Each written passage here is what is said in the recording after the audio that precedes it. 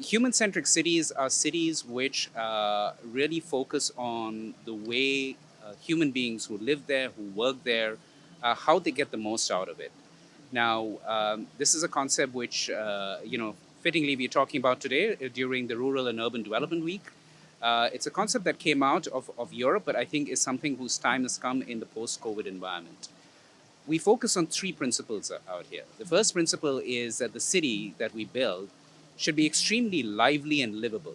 So we want to have in legacy in this place residences, offices, and also a lot of cultural attractions and things to do so that the city remains active at all points in time.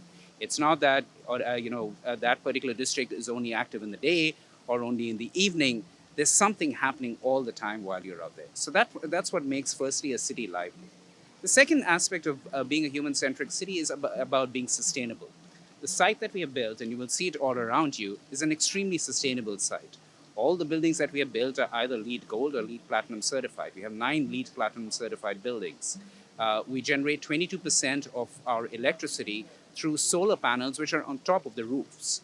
A lot of what we have done is based on sustainability standards, and we plan to continue with this in the future.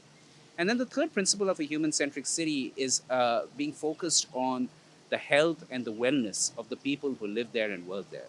So we have 5 kilometers of jogging tracks. You can actually jog around there today also if you want. We have 10 kilometers of cycling tracks, 45,000 square meters of green areas which will stay as playgrounds.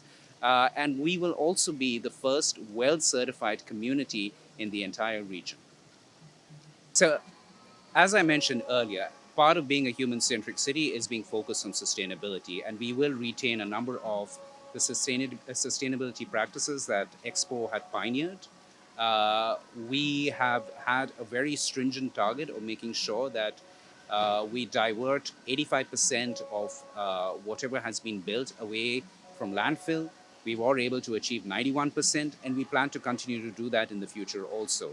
How we actually operate as a site has also been based on a certain set of guidelines which were put in place.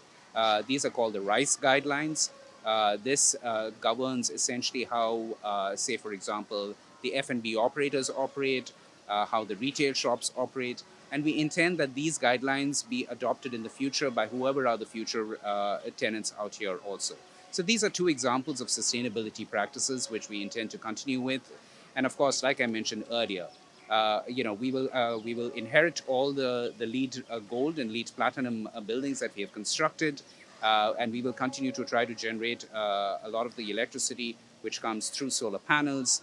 And of course, the one attraction that we're the most proud of, which is Terra, which is our sustainability pavilion, is a LEED Platinum building. It is a net zero building. It consumes its own electricity, it generates its own electricity, and also gets water from the air.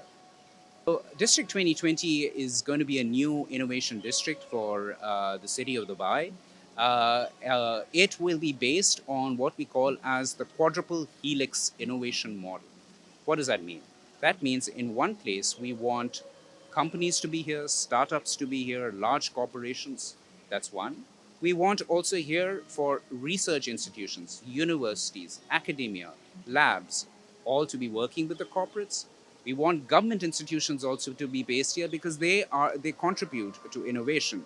But most importantly, we want everybody who's based here to involve the citizens, the people who are living here and working here in the process of creating new innovation. So they help co-create these new innovations. Now, in order to do that, we have actually identified certain sectors that we want to focus on. These sectors are smart cities, smart logistics, smart mobility, and Industry 4.0. This is based on a lot of research and analysis that we have done in terms of identifying which sectors are important for the city of Dubai and for the country of the UAE in the future. They also complement what is around us. We sit in a major industrial and logistics corridor, so we are kind of contributing to supporting the innovation in these sectors. But in order to also do this further, we will be a free zone, of course, and we will provide the benefits that any free zone would provide. But more than that, we have also announced a program which is called Scale to the Buy. And Scale to the Buy is a platform which is focused on Series A and seed startups who want to use Dubai as a platform to access the world. So if you apply in this program, and by the way, our applications are open right now, we will, and if you meet the certain criteria, if you're selected, we will give you 2 years of rent-free space for up to 4 people. In addition, we'll also give you discounted packages in terms of the business setup. And hopefully, if you find this all attractive and you're able to make a good business model for yourself, you will graduate and you will move on and expand your operations here in District 2020.